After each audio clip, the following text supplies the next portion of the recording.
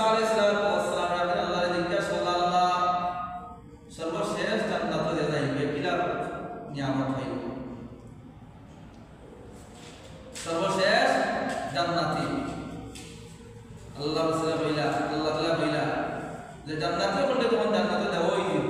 তো এক ব্যক্তির আল্লাহ তাআলা বইবা তুমি দাও জান্নাত চাও, আল্লাহ বলবা বান্দা তুমি জান্নাত চাও, ওই বান্দা বলবা আল্লাহ জান্নাতি যারা যাওয়া আর যারা পাওয়ার আগে পাই গেছে, যারা পুরস্কার পাওয়া দৌড়িয়া গেছে কি পাস হয়ে গেছে পুরস্কার পাই গেছে, এখন আমি পুরস্কার চাইলে কিলা পাই, এরা তো পাই গেছে।